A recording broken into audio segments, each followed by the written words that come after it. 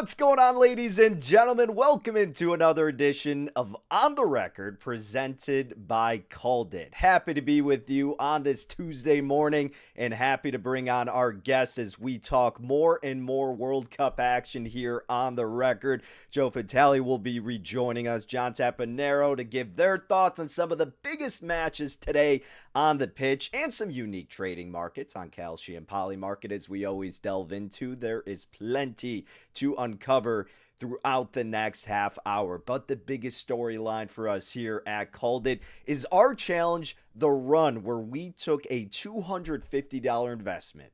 We made a trade. It hit. We rolled it over. Now we are on trade number 5. The pot, as you can see, the corner of the screen sitting at over $5,400. All of that will be put into the fold today on the Daily Call, which you can get a hold of at www.calledit.media, so you can get a hold of that call earlier in the day.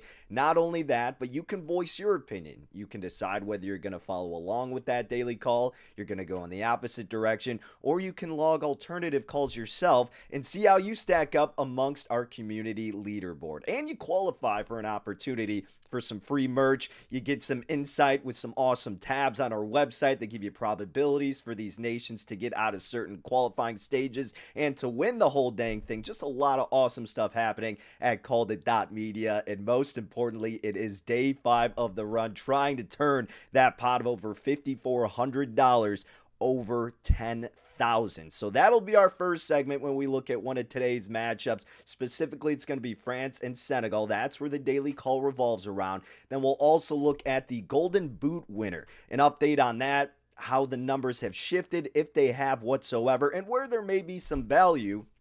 And we'll go in with a somewhat trending topic, a unique market, maybe one that perhaps, even though it's completely lopsided, may have some intrigue on whether or not you should be looking to trade on that. But let's go ahead and bring in our guest for today. Like we said, we have John Tapanero at John Tapanero, where you can catch him on the tweets. John, a pleasure to have you back in the mix, my friend. How's this past week been treating you? I know it's been obviously hectic. You know, you're not the biggest basketball fan, but you're still a New Yorker. So the Knicks came through for you. We've had some World Cup action. How you been, my friend? It's been good. The World Cup matchups have been terrific, but the World Cup's existence has made LA traffic even worse. And so that's been a stressful downside of what has been an amazing start to the tournament. But yeah, you got to talk about the New York Knicks. You're right. I wouldn't pretend to be a dyed-in-the-wool Knicks fan. I gave up that card probably when I was like 13 or 14 years old. But New York is a basketball town. New York is better when the Knicks are good. The Knicks are now at the top of the sport for the first time in over 53 years. And honestly, that gives everybody hope. It should give every team, every fan base of every team in every sport hope that your team can get over the hump, because I never thought in my lifetime that I would see a Knicks championship. Yeah. And here we are. Hey, I'm right there with you. As a diehard Cubs fan back in 2016, I thought the same thing. If the Cubs can break the curse, anything is possible, my friend. So happy to see that happen for all of the Knicks fans out there. Just a very easy team to root for, and glad that, again, even though you're not the biggest fan, you know, you still got that blood in you. So we're happy for you, brother. And also ecstatic to have you on the show and get your takes on today's action on the pitch. And also, we're going to get Joe's thoughts here, a.k.a. Joey Roast Beef. Joe, welcome back to the program, my man. How are you doing on this Tuesday? Doing great, man. Enjoying all these World Cup games for yesterday, for today. It keeps rolling in, and the bets keep rolling out. Everything's great here. Love it, love it. And I know you certainly got some thoughts on today's games too, so we cannot wait to see if we're all going to be on the same page or if we're going to be going head-to-head with some of these markets. And let's go ahead, ladies and gentlemen, and dive into that exactly, because as we teased already with our challenge, The Run, trying to get that $250 investment all the way to $1 million, it will be focused, the Daily Call, on this matchup as you see on your screen. France and Senegal. Now, you can look at France trading at 67 cents. The draw is at 22 cents. Everybody's enamored with the draw now. They all came through yesterday. We'll talk more about that later in the program. If you think Senegal somehow pulls off the victory, the yes is trading at 14 cents. However, if you take a little bit of a look to your right, you can see the both teams to score market. That's what I have propped up. in the trading slip right there. The yes is now at 50 cents. It was originally at 46 cents, so some action has been trending toward both teams to score. The no trading at 51 cents. So for all of you who have missed the daily call, again, put your email in. It's completely free. You're not going to get spammed with anything, only great info.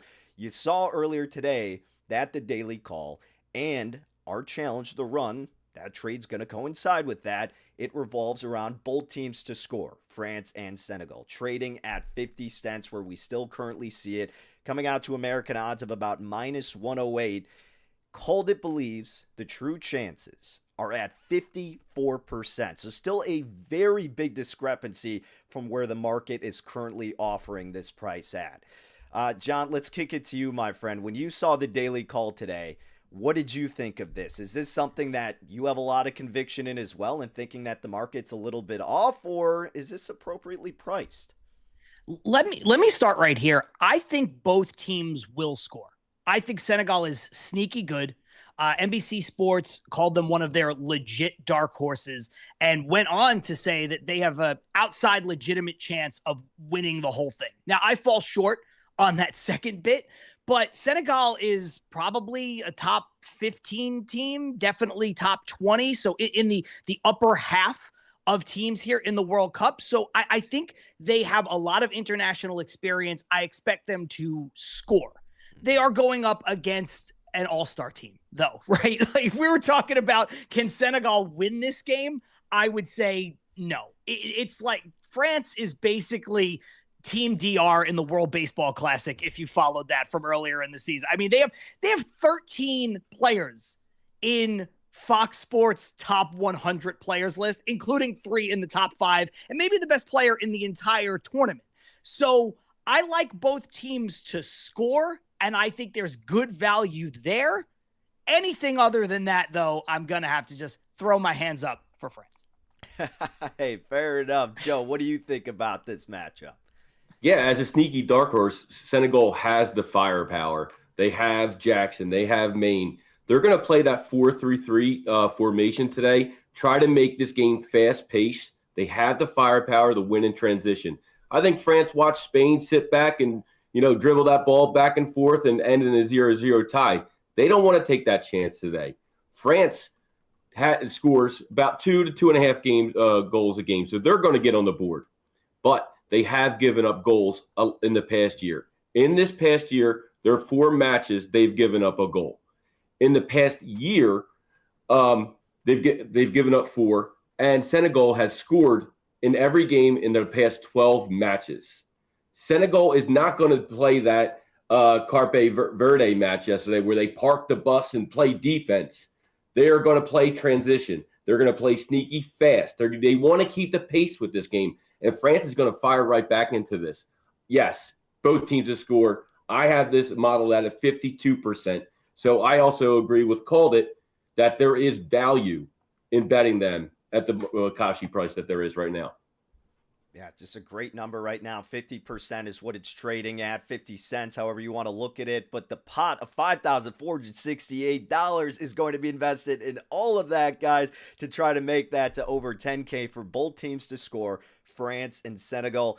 You guys are on the same page believing that both teams will score. CalledIt obviously loves it. I myself love it. At first, I was a bit hesitant, doing a little bit more research. I gathered more conviction myself, and I love to hear both of you on that side because it does look like at the end of the day, hey, the Senegal team, not a squad that you could just breeze over. It's a well-organized group. They're experienced. They obviously have this track record of producing offense, and what can they do on the counterattack? That's going to be the biggest thing here. France is going to get theirs. We're not too concerned about them getting in the net. It's all about Senegal and a team that perhaps maybe in the market's viewpoint is just a bit overlooked because on the other side, it's France, and they're one of the favorites to win this whole dang thing. So maybe that's why we're getting a little bit better price here, John, than you would normally get with a team like Senegal that, again, in other outlets could be a sneaky dark horse. Yeah, I think Joe nailed it when he said basically Senegal is going to push France. I don't think France needs pushing. I think the talent is there again, especially in the top three. You've got three legitimate stars who might form the best striking trio in the history of the World Cup. It's certainly a case that you can start to make. They're all under 28 years old, so they're in the prime of their soccer playing lives. So I don't think they need pushing, but I think Senegal is the exact type of team that can push them. Like you said, France is going to get theirs. It's just a matter of if Senegal will get theirs. And I think they will. I think they're going to push them to the brink. I think they're going to give up. I think France is going to give up at least one goal. And so, yeah, I think both teams to score is something that I am all in on right now, despite all the draws yesterday, by the way. Oh, man, yeah, just absolutely unreal how that came to fruition. And we're certainly hoping the bold teams to score market comes to fruition for the Daily Call and our challenge, The Run, sitting at over 5K, baby. Let's turn that into over 10,000 so we can continue our quest to getting to the ultimate finish line of $1 million. We are all on the same page there. Love to see it, gentlemen. What we also love to see is some other markets at Kalshi that you can get invested with, and that is, of course, the Golden Boot winner, who is going to score the most goals throughout the World Cup. This is shaken up a little bit naturally after a few days of play, but you see Harry Kane there at the top, trading at 14 cents. Mbappe, who we just mentioned, he's at 15 cents. Holland, a sneaky guy, potentially at 8 cents, maybe some value. Messi, you got trading at 6 cents. Joe, let's kick it to you first, brother. What do we think in the type of area with this? I mean, you don't have to be circled to one guy. You could go multiple routes. So however you want to take it, tell us what you're considering in this market. This is a fun one. Whenever I'm looking at somebody that scored the most goals in a tournament, I got to look at the team first, right? Because if you pick the best player and he doesn't make it out of the group phase, he's not going to win the Golden Boot. You got to map this out. Who's playing who, who's going to get to the championship. I have France in the championship. They just so happen to have the best player in the whole World Cup in his prime. Fast-paced team. We already just said it. We just said that France scores the most goals. They score 2 to 2.5 a game. I got Mbappe. He's the Golden Boot winner from 2022. 4 goals in 2018. 8 goals in 2022. And now he's come with a vengeance. Not only did he win the Golden Boot, but he lost in the championship. He wants to get back, and they're going to carry him. His foot is going to carry them back to the championship and a possibility to win. We got to look at who takes the penalty kicks. For France, it's Mbappe. All those set point chances, he's going to be the guy. I like Mbappe. 15%, take that bet. You got to map it out. Find someone in the championship. To me, it's France. They have the best player. Bet Mbappe. I like it. I do. I like where you're going with that, Joe. Longevity matters, and that's the issue for me on a guy who's trading, I think you said at 8 cents, which is Holland. Like, I don't know if Norway has the longevity. He's a guy who can score, and he can score a ton. I think he has 3 golden boots in the Premier League. So you know that he can score, but I don't know if Norway's going to be around long enough. My counterpoint to Mbappe would just be the other 2 guys who can score right along with them in Olise and Dembele. I mean, you don't know if Mbappe is going to get every single opportunity, despite how good he is. And I agree, he's the best player in the tournament, but there's just going to be other chances. There's going to be other opportunities. Other guys are going to want to work with the ball off of their foot. So I don't know that I love Mbappe, despite the fact how good he is. I think a sneaky one for me is Kai Havertz, because he already has the 2-goal advantage.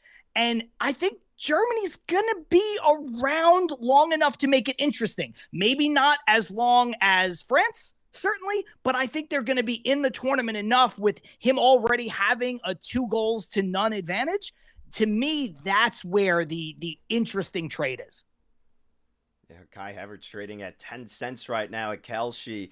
And like you said, a little bit of an advantage doesn't hurt anyone on a really solid squad that could easily make it all the way down the road. I like that approach there, John. And obviously, Joe, what you're saying about Mbappe, it's hard to go against arguably the greatest player on the planet right now. So I've got no qualms there. But I did want to pick your brains about Lamine Yamal. Now, obviously, it was a disastrous start for Spain. I mean, they got blanked by Cape Verde. It was just an unbelievable finish to that match. But is there value to be had with a team in Spain that clearly underperformed, now needs to get a fire under their butt to get going? And Yamal could be the guy, at least just throw a little, a little sprinkle there at 30 cents. Joe, John, is this crazy to think that this may be worth just a little, some fun tokens, however you want to call it, right? I don't know that it's crazy. I just don't know that I would go there.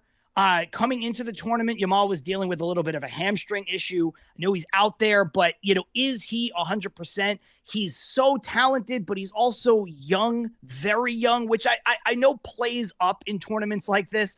But again, you're talking about some people who are in the absolute prime of their athletic career, 24 years old, 28 years old. And, he's sitting there and he's in some cases, I don't mean this disrespectfully, but a boy among men. And I don't know if, especially the way Spain took a hit the other day, I don't know that this is where I'd put my fun tokens on. I think maybe a guy like Harry Kane is a more interesting investment as far as that's concerned. And like I said, I think Kai Havertz is a better, let's put some fun bucks on it than where Yamal is right now. I don't love the overall circumstance that Yamal and Spain find themselves in right now to start. It's early, but I don't like it. Joe, how about you? They're definitely going to be pressing to score more goals. They have a draw on it. They're going to have to get more points. They're going to have to win matches. They can't draw again and then get into that middle tier where they're like, am I getting out of the group phase? Now, are they going to get out of the group phase? Yes, probably. But they are going to be pressed for it. A lot more pressure on them. Is that going to cause errant kicks, more passing around, not taking as many shots where transition may go the other way? I think that it's a bad position for them to try to push it and get more goals, especially from him. Not my type of fun bet either. For me, having an Mbappe ticket, mine might be going on, his other wingman in France, a little sprinkle on it. There's so many great players on France. I'll go that route with my fun money if I wanted to, but no, I'm not going with Spain there. And Joe, just to further that, I think you said, Danny, it's for Yamal, it's like 3%, 3 cents. I mean, if you look at, I think Kane is at like 8 and, kind of in that range where you're still getting good value for your investment potentially. So I just think you've got good value and a little bit more likelihood on some of these other guys. I just don't like where things have started. And to Joe's point, where things might go with pressing, trying too hard, not taking chances. To me, even though it's really good value, I just, I don't like it. Yeah. Can't blame you. And hey, I think you do make a great point about, and you're not saying it in a bad way, boys against men, but I mean, that's the reality of the situation. It's experience. It's understanding being at that literal world stage. And clearly Spain crumbled right out of the gate. Not to say they can't bounce back, but obviously there's a lot more pressure now. So a lot of players to delve into for that market, for the Golden Boot. Value to be had everywhere. But of course, these guys have some thoughts, and I can't say I disagree with any of them because there are some really good looks in that market. And very curious to know, gentlemen, if you think there's also good looks in this market. Will a goalie score in the World Cup? Now, granted, it's never happened before, but if you think it'll actually happen this time around, the yes is trading at 10 cents. The no is at 94 cents. Joe, I mean, again, we're talking about fun trades to make. This certainly seems like that's what it would have to be labeled as if you're taking the yes, because what would be the strategy behind investing in it? Danny, I got a question for you. If you saw $5 on the ground, right, would you pick it up? Hey, you're damn right I would, my friend. All right, so here's the thing. You can't pick it up for 6 weeks. That's the only issue here.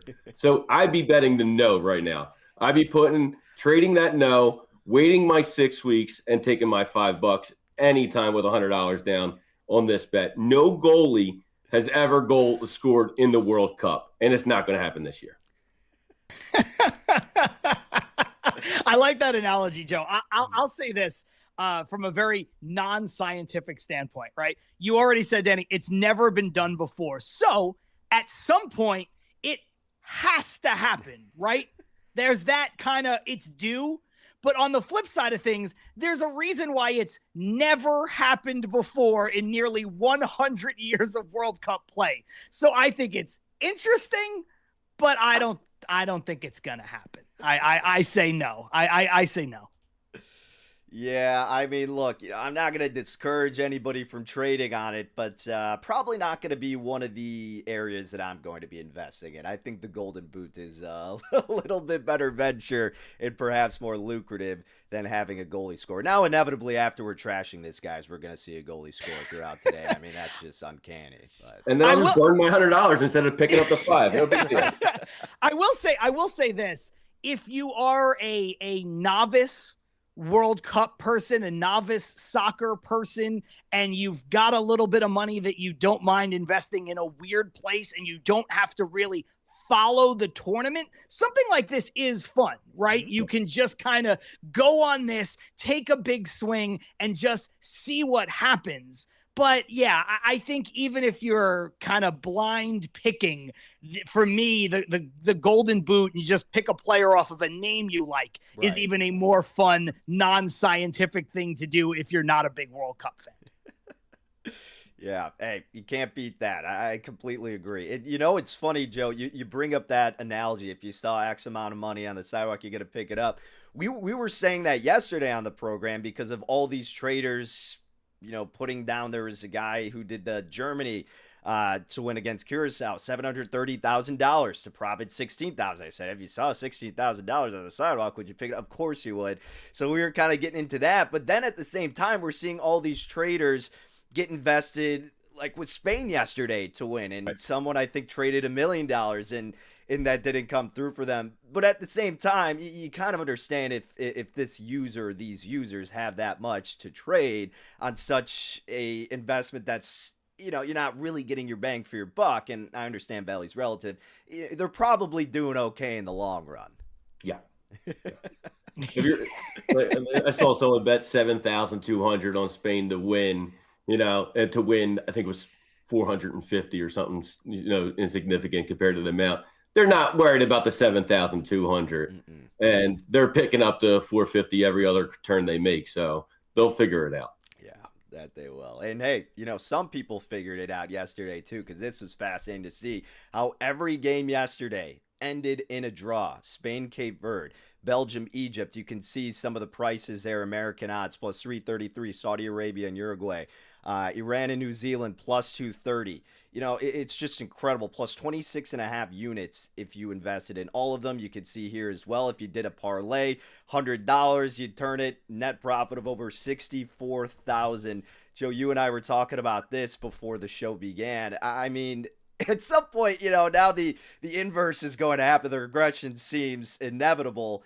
It's not that you blindly do it, but hey, if you blindly did this yesterday, you certainly woke up happy this morning. Well, I was on the show last week, and I did say, the first games of the first round are a little more touch and go, feeling each other out, which tends to be lower scoring games. Low scoring games turn into more draws. So we kind of thought this could happen. So it's not out of the realm of possibility that draws continue to be a theme over the next 3 days while we're still in that first game of the group phases. Once teams start to figure themselves out, you're going to see teams start pushing a little bit more, playing a little more defense. Today is not going to be the draw day. We got Argentina on the board going against Algeria. We got France against Senegal, Norway versus Iraq. We got a bunch of heavy hitters against these mid-tier teams. Yeah. Could we see another Spain Cape Verde game? Absolutely. Are we going to see 3 of them? No. The regression to the mean is happening today. We're not seeing 4 draws today. I think Joe nailed it. I mean, you're not gonna see it with some of the teams that are going today. Point blank, full stop. Just going back to our first segment, France, Senegal. Like, no, there's not going to be a draw there. France will not be denied. France will win that game going away, despite how talented Senegal might be. It was remarkable to see. I like the idea of the feeling out process and seeing more draws early on, but I don't know who could have predicted 4 draws on the same day. That one is just wild to me. 4 draws over 2 days, 4 draws over 3 days, definitely 4 draws all in the day, to me is just like, wow. And you know what? If you walked away with 64 grand or whatever it was off of that, hat tip to you. You know what this is reminiscent of? It was a couple years ago in March Madness where everybody, not everybody, but a lot of people were blindly betting every single underdog just to win outright, and they profited. So then everybody catches wind of it on social media, hops in the next day, and then it all goes to crap. So hey, if you're betting the draws, I don't hope that happens to you. But let's just say, when something good happens for a while and you're jumping in at the very peak of it, usually it doesn't end up coming through once again. But who knows? Soccer can be funky, guys. You never know. Listen, just a word to the wise. If you're getting on a trend like that because it just happened, odds are you're already too late. I think you might have missed the bus. Certainly. Oh, man. Well, either way, it's going to be a fantastic day of soccer action, and we, of course, have you covered here on the record and at CalledIt.media. So do these fellas at John Saponaro, where you can catch him on X. Big shout out to John joining us out on the West Coast, and, of course, Joe Vitelli out on the East Coast hopping on as well. Gentlemen, appreciate it as always. Best of luck with all your trades today, and best of luck to everybody else out there as well. Whatever you're trading on, whether you're following us with the daily call here at CalledIt, where that involves France and Senegal. Bold teams to score. Not only is that the call of the day, but it is in our challenge, the run, taking the $250 investment and trying to bring it throughout 12 trades up to $1 million. You can see right here, folks, on the screen, the pot sits at $5,468. If this one comes through, it's going to be some fun tomorrow as we look to get on to trade number 6 with a pot sitting comfortably over $10,000. So make sure to follow along even more so. Sign up at CalledIt.media where you can enter your email. It's completely free, and you get access to the call earlier in the day. You get access to other info on the website, like our World Cup page that shows you the probabilities for each nation to get out of their group, what the probabilities are they'll win the whole dang thing. So many cool things happening there. And of course, you'll qualify for an opportunity to get some free merchandise at the end of group play just by entering your email. Random draw, 10 users, you get a chance to get a hold of some of that cool swag. So make sure you follow along there, CalledIt.media. Appreciate everybody tuning in today. We cannot wait to see the result of today's game because we will be covering all of that tomorrow on Wednesday, same time, 11 a.m. Eastern time. You know how it goes, folks. We will be joined by Adam Kaufman back on the program. Of course, I'll be here in the middle, and then Cormac Lichty, he will be back in the mix to get his thoughts on the pitch as well. So until then, folks, best luck with all your trades, and we'll see you on the record.